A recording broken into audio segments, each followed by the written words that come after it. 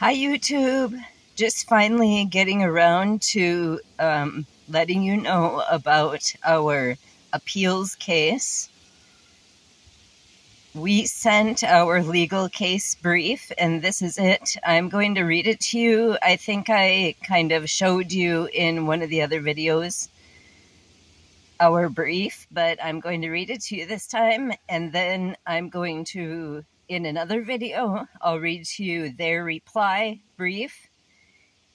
And then our reply to that. So there has been 3 briefs filed in appeals, 8th Circuit Court in St. Louis, Missouri, on this case number 232376. Okay, so here is our legal brief. Here's the table of authorities with our case numbers. And then all of the case laws and the table of contents. Federal question jurisdiction, introduction of issues, facts and laws, supporting arguments, void Blackwell's judgment, removal from case, grant default, grant all relief, and conclusion. Case against Michael D. Logering and Wendy Ann Acker, pro se, versus defendants, Morrison County Sheriff's Department, et al. And their attorney is Julia Kelly of Iverson Roovers. This video is for educational purposes only and to tell about our case in court as documentation. Federal question jurisdiction. Federal question jurisdiction is that federal courts have jurisdiction over cases involving the United States government, the Constitution, or federal laws, or controversies between states or between the U.S. government and foreign governments. Our case involves violations of state and federal laws. This case is pending in Morrison County, Minnesota, 7th Judicial District, with the 4th judge as a motion hearing scheduled for June 30th, 2023, case 49CV 221136, docket numbers 1 through 104, case filed in Minnesota U.S. Supreme U.S. District Court, 117-2023, case number 23CV00177JWBLIB, docket numbers 1 through 27, yielding an improper judgment which now, 6/6/2023, comes before the 8th Circuit Appellate Court in St. Louis, Missouri, case 232376.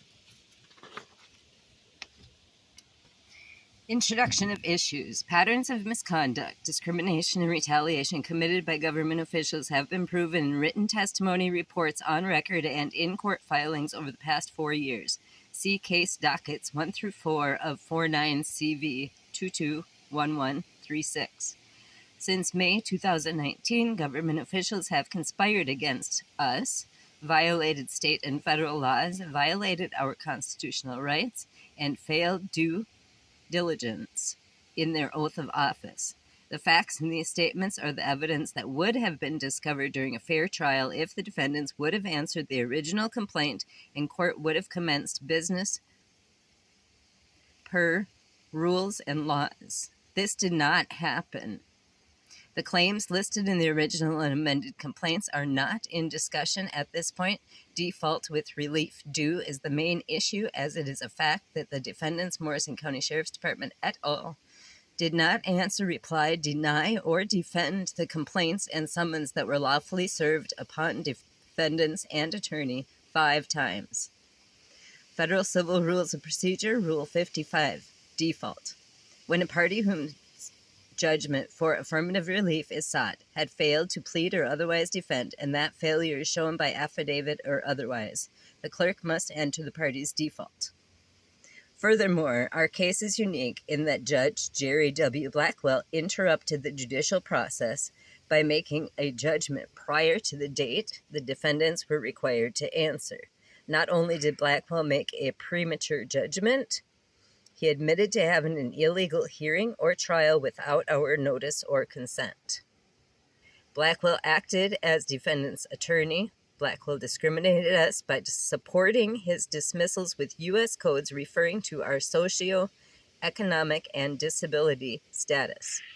This is why we have also included the demand to disqualify, remove, recuse, discipline, and request the resignation of Judge Jerry W. Blackwell from his federal judicial position. In potential respect of this enlightened opportunity to present our case in its entirety to the United States Court of Appeals at the main office in St. Louis, Missouri, we are grateful for the opportunity and hope that this judge is ethical, honest, fair, and review the whole case, including the 104 documents in the state case, 49 CV 221136, in de novo review. We digress per the court's recommendation that over-length briefs are strongly discouraged. We will attempt to similarly focus on the immediate issues of matter. That is, 1. Void Blackwell's 5-5-23 and 5-9 judgments. Disqualified Judge Jerry W. Blackwell. Demand recusal from case 23 CV 00177 JWB LIB and demand resignation. 2. Grant default in favor of plaintiffs. 3. Grant all relief sought in amended federal civil complaint immediately to plaintiffs. Supporting arguments with facts and laws. 1. Void Blackwell's judgments and remove Blackwell from case. Judge Jerry W. Blackwell's judgment 5-5-23 and corrected judgment 5-9-23 shall be void. Rule 60 allows movement to make claims. 3. Fraud, misrepresentation, or misconduct by the government. 4. The judgment is void. 6. Any other reasons that justify relief allows relief from an incorrect judgment. Judgment issued 5-5-23 and corrected judgment 5-9-23 prior to answers due by defendants. 5-9-23 as directed by U.S. Clerk of Court on 4-25-23. Blackwell violated due process rule of law. Federal Rules of Civil Procedure 55 default. When a party whom a judgment for affirmative relief is sought had failed to plead or otherwise defend, and that failure is shown by affidavit or otherwise, the clerk must enter the party's default. As a threshold matter, a court's ruling must be based on adequate findings of fact and on the law. May v. Thompson, 677 P2D 1109 1110, Utah, 1984. A decision premised on flawed legal conclusions, for instance, constitutes an abuse of discretion. Blackwell's first order of judgment and corrected judgment to refund this action's $402 filing fee to plaintiffs Michael David Logering and Wendy Ann Acker is the only lawful order we agree, and a refund was issued. Blackwell's order 6-5-23 states, plaintiff's application to proceed in form of papyrus on appeals is granted, and appeal is not frivolous. Therefore, orders 2, 3, 4, and 6, dismissing claims as frivolous under 28 U.S.C. 1915 E2 of Judgment 5-5-23 and corrected Judgment 5-9 are void. Title II, Americans with Disabilities Act of 1990, a civil rights law that prohibits discrimination on the basis of disability in state and local government services.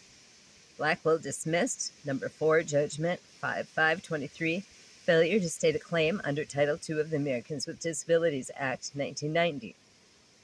Nowhere does it require a person to explicitly define a medical diagnosis in order to state a claim.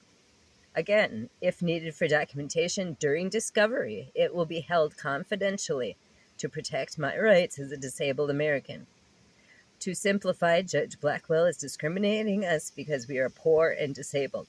He is dismissing our case based on being poor and disabled. Blackwell's Judgment 5-5-23 and corrected Judgment 5/9/23, Order Number 5, brings claims under Minnesota state statutes, state policies, county ordinances, regulations, or customs because the court declines to exercise supplemental jurisdiction over those claims is unlawful. The full complaint cannot be dismissed. Claims of violations against Minnesota laws may need to be heard in district court. However, in our complaints, both state and federal laws were cited. The Supreme Court has interpreted this clause broadly, finding that it allows federal courts to hear any case in which there is a federal ingredient. Osborne versus Bank of the United States, 22 U.S. 738, 1824. By the way, YouTube, I just wanted to let you know that the only way, apparently, that you can win a case is by citing precedent case laws. So that's what we try to do.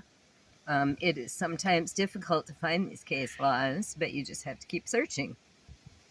Okay, going on.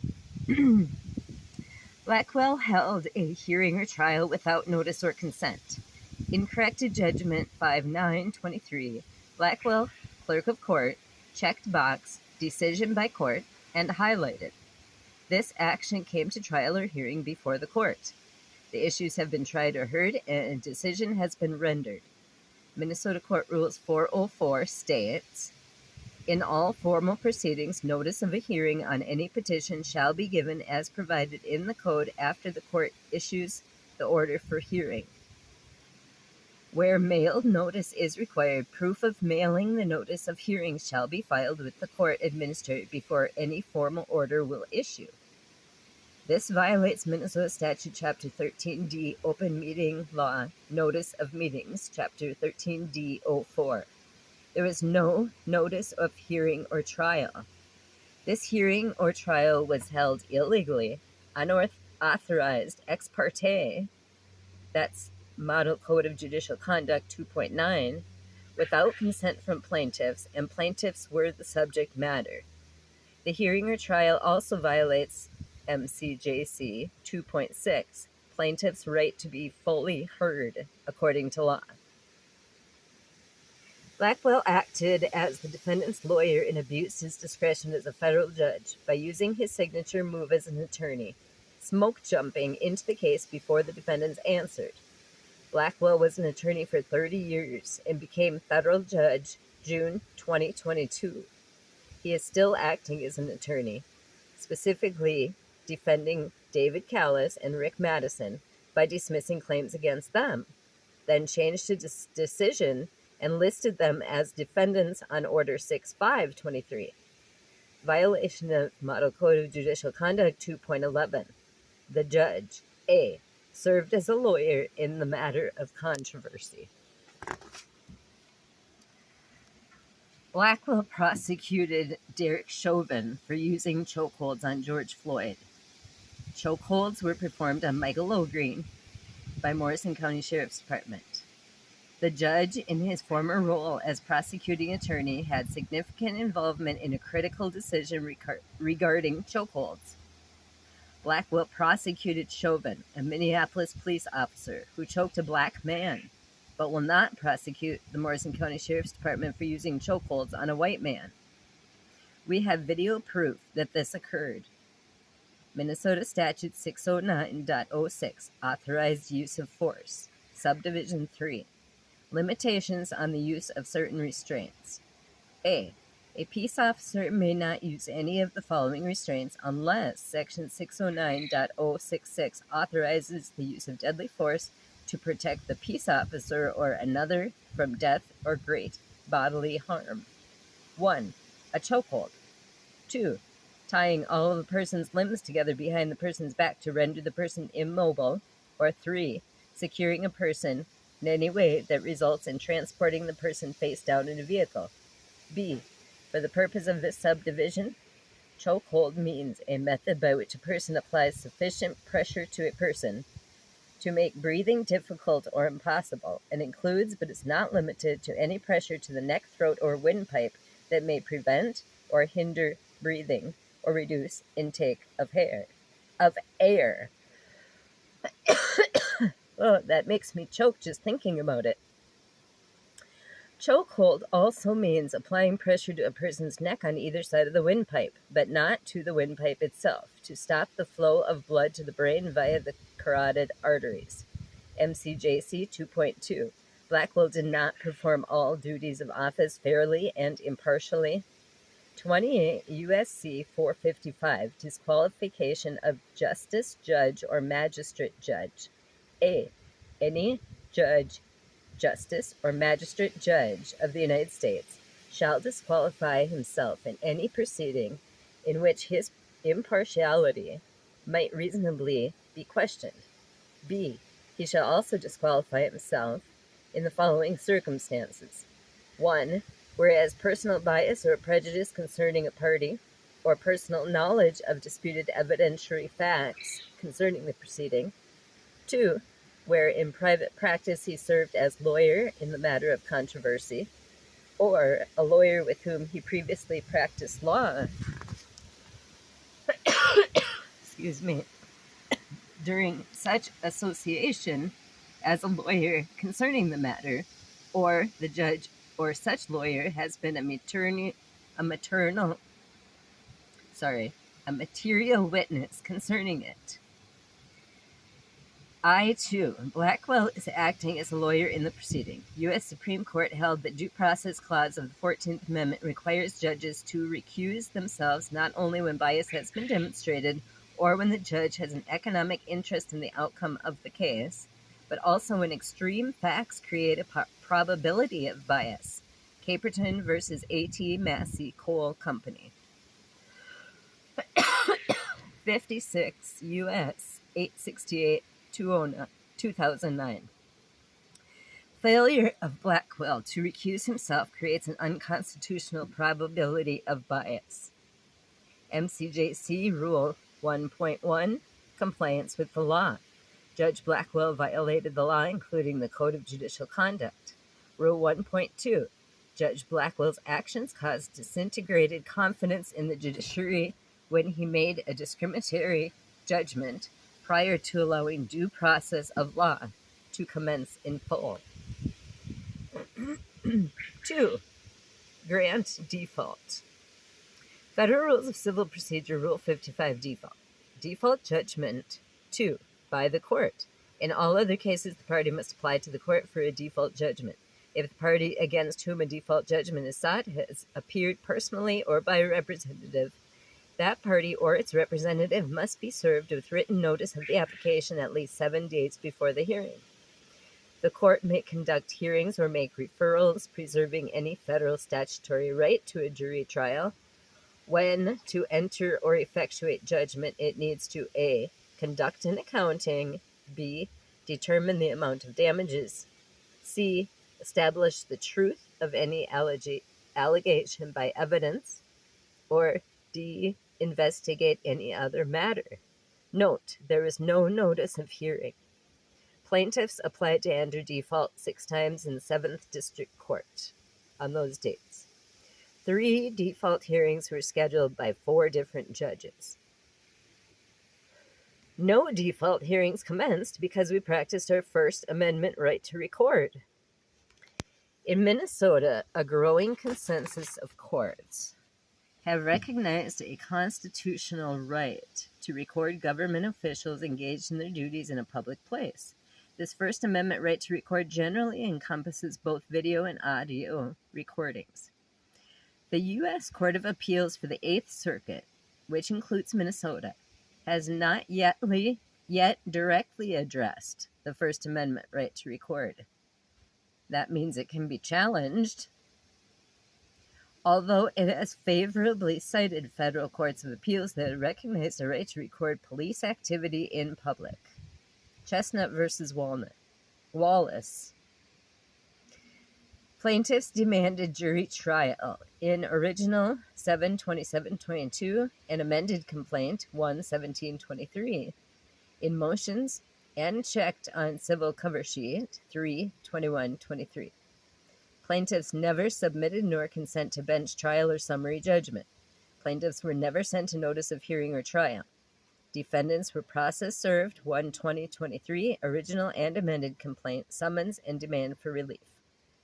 Minnesota Court General Rules of Practice, Rule 115.10, Settlement Efforts. No motion will be heard unless the parties have conferred either in person or by telephone or in writing an attempt to resolve their differences prior to the hearing. The moving party shall initiate the conference. Settlement efforts were attempted 12/2022 and 2/17/23 by plaintiffs according to Rule 115.10. There were no responses, answers, denials, or defenses from the defendants. Defendants are uncooperative and out of compliance with Federal Rule 55. Summons for 19 defendants were issued and stamped by U.S. Court 3/22/23. Amended summons for 19 defendants were issued and stamped by U.S. Court 4/3/23. 3 summons, original and amended complaint, were service processed 4/17/23 to defendant's attorney, Julie Kelly of Iverson Ruvers Condon, for 1. Morrison County Sheriff's Department et al., 2. Sheriff Sean Larson, and 3. All other law enforcement. 4/18/23, Sheriff Sean Larson, Chief Executive Officer, accepted 19 summons and complaints by qualified individual, not a party to the suit. Sheriff Sean Larson, nor did any of the defendants respond in answer, and in addition to forcing the case into default, Larson is in violation of neglect of duty, Minnesota Statute 38707. Proof of executed summons with answers due by defendants 5/9/23 as directed by U.S. Clerk of Court on 4/25/23. No answers were received. Rule of law must be upheld and default granted in favor of plaintiffs with all relief sought in the interest of justice. May this brief be taken pro confesso, as a decision must be made in favor of the plaintiff when the defendant fails to respond to the allegations in the plaintiff's case. Okay, YouTube, do you get that idea? They did not respond to their complaint. It is by law required of them to respond, and they have not. Not until the 8th Circuit Appeals Court reply brief did they finally respond and try to make some claims, which did not work.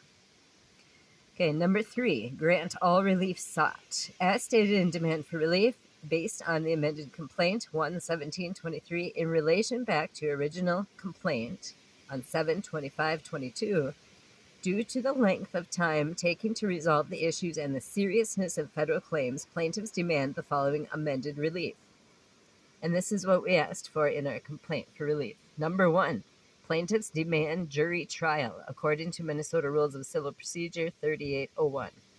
2, plaintiffs demand defendant to pay judgment in money or compensation in the amount of $1,500,000 for punitive damages and including all expenses relating to items required for proving the cases, receipts for filing documents, copies, materials, and technology, for hindering the free exercise or enjoyment of any right or privilege secured to the plaintiffs by the U.S. Constitution. 3, plaintiffs demand expunged clear criminal record for Michael Logering for damages to party. 4, plaintiffs demand motion to return the property as listed in the complaint, Minnesota Statute 62621. 5, plaintiffs demand specific performance action for public resignation of all officers involved in this incident in writing immediately upon judgment without pension. 6, plaintiffs demand specific performance action for removal of qualified immunity of all officers involved in this incident. 7, plaintiffs demand specific performance action in the form of signed immunity agreement for Michael and Wendy from Morrison County Sheriff's Department and agencies involved to have no contact with Michael or Wendy with promise not to abuse their power under color of law.